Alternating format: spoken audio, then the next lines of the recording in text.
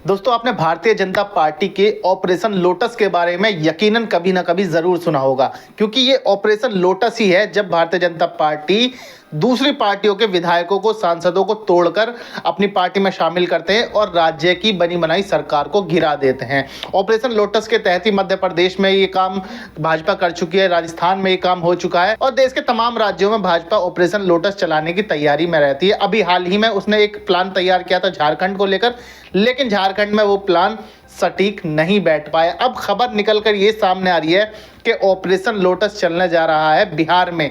जी हाँ, बिहार वो राज्य है जहां पर साल 2025 में विधानसभा के चुनाव होने हैं और अब की बार ऑपरेशन लोटस की खासियत ये है कि ये ऑपरेशन लोटस विपक्ष की पार्टियों में नहीं, खुद एनडीए की जो सहयोगी पार्टियां हैं, जो मोदी के साथ मंत्रिमंडल में शामिल हैं, उसमें ही Bharatiya Janata party operation lotus चलाने की तैयारी में है। जी हाँ, ये इस वक्त बिहार और देश में की सबसे बड़ी खबर निकल के सामने आ रही है कि बिहार में भारतीय जनता पार्टी अपनी ही सहयोगी पार्टियों के सांसदों पर नजर गड़ाए हुए है, उस पर दांत लगाए हुए है और उसके सांसदों को अपने पाले की करने की कोशिश में है। क्योंकि लोकसभा चुनाव के जब से रिजल्ट आया है तब से जो मोदी सरकार होती थी वो अब बैसाखी की सरकार बन चुकी है। दो जो मुख्य घटक दल हैं, एक नीतीश कुमार और एक चंद्रबाबू नायडू, इन दो घटकों के सहारे मोदी सरकार इस वक्त चल रही है। तो मोदी सरकार को बहुत जरूरत है कि इस वक्त अपने जो सांसद का बल है, जो सांसद का काउंट है, उनको बढ़ाने की। तो अब की बार फिर से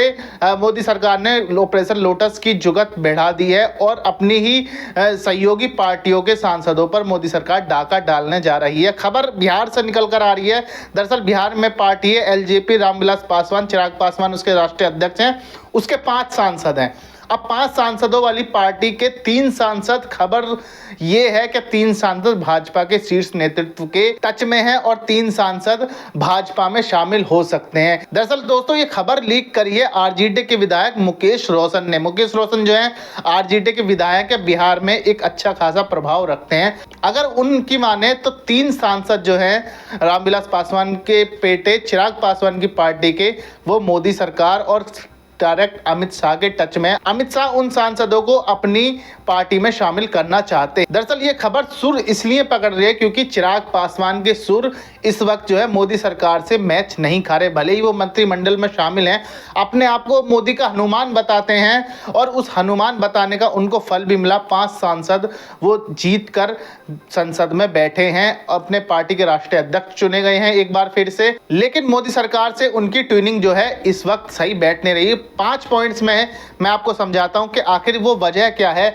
जिससे मोदी सरकार और चिराग पासवान की पार्टी के बीच में सामंजस्य की स्थिति नहीं बन पा रही। सबसे पहला तो लेटरनल एंट्री का जो अभी हाल ही में केस आया था, लेटरनल एंट्री पर जो चिराग पासवान ने खुलकर उस विधायक की उस प्रस्ताव की मुखालफत करी थी, मोदी सरकार के उस फैसले को ठुकरा दिया था और खुलेआम ये बात बोली थी कि सरकार का ये फैसला पिछड़ों के, दलितों की, आदिवासियों के आरक्षण में सेंधमारी वाला है। वहीं दूसरी तरफ जब मोदी सरकार ने वक्फ बोर्ड का संशोधन विधेयक संसद में पेश किया तो चिराग पासवान ने इस बात की वकालत की कि इस बिल को जेपीसी के पास भेज देना चाहिए। उस बिल की भी चिराग पासवान ने मुखालफत करी थी, उसका भी जमकर विरोध करा था। वहीं सुप्रीम कोर्ट के उस फैसले से भी चिराग पासवान बिल्कुल नाखुश दिखे, जिसमें यह बात कही गई थी कि आप कोटे में कोटा दे सकते हैं। चिराग पासवान ने उस फैसले को भी बिल्कुल असंवैधानिक बताया था और उस फैसले के खिलाफ भी जमकर सरकार और सुप्रीम कोर्ट के खिलाफ मोर्चा खोल दिया था। वहीं इन बातों से अलहदा सबसे बड़ी बात यह थी कि झारखंड में होने जा रहे विधानसभा चुनाव में चिराग पासवान ने यह ऐलान कर दिया है कि उनकी पार्टी चुनाव लड़ेगी, चाहे मोदी सरकार से बात हो चाहे ना हो, चाहे भारतीय जनता पार्टी उनको वहां पर गठबंधन में शामिल करे या ना करे, लेकिन उनकी लोक जनशक्ति पार्टी जो है झारखंड विधानसभा चुनाव में लड़ेगी। तो एक ये भी जो मुद्दा है वो इस बात की तस्दीक करता है कि चिराग पासवान के साथ बीजेपी की ट्यूनिंग इस वक्त मैच नहीं कर रही। और अब खबर ये निकल कर आ रही है कि 3 सांसद जो है मोदी के टच में, यानी अगर वो 3 सांसद जो है अपने पास ले आती है मोदी सरकार तो उनकी जो संख्या बल है बीजेपी का वो 240 से 243 हो जाएगा और बीजेपी की संख्या में बढ़ोतरी हो जाएगी। भले ही 3 सांसद क्यों, लेकिन बढ़ोतरी बढ़ोतरी तो हो जाएगी। तो ये इस वक्त प्लान बिहार चुनाव से पहले बीजेपी में बन रहा है और बार बार खबरें ऐसी निकल कर आ रही हैं, सूत्र सामने निकल कर आ रहे हैं ऐसे कि ये काम बहुत ही जल्द होने वाला है। हालांकि खुद चिराग पासवान ने इस बात से सीधा सीधा इनकार किया कि ऐसा कुछ नहीं है और उन्होंने एक बात और महत्वपूर्ण कही कि काठ की हांडी बार बार नहीं चढ़ती, यानी एक बार जो हो चुका है वो दोबारा नहीं होता है और ये बात बिल्कुल कहीं से कहीं तक सही नहीं है और ये बात गलत है। ठीक इसी के साथ साथ एक बात और सामने निकल कर आई कि उनके चाचा जो है पशुपतिनाथ पारस, वो अमित शाह से मुलाकात कर रहे हैं, वो बिहार बीजेपी के प्रसिद्ध अध्यक्ष से मुलाकात कर रहे हैं और उन्हें ये आश्वासन दिलवा रहे हैं कि हमारी पार्टी भी बीजेपी के साथ है। यानी कहीं ना कहीं अगर भाजपा का चिराग पासवान से मोह भंग होता है तो उनके चाचा पशुपतिनाथ पारस भाजपा के साथ खड़े हुए हैं, उनका वोट और उनका साथ हमेशा एनडीए के लिए रहेगा।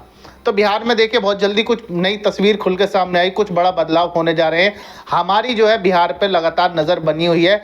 आप अपनी राय जो भी है कमेंट करके बताइए और इस तरह की तमाम वीडियोस को देखने के लिए हमारे चैनल को ज़रूर सब्सक्राइब कर लीजिए। मैं मिलता हूँ आपसे अगली वीडियो में। धन्यवाद।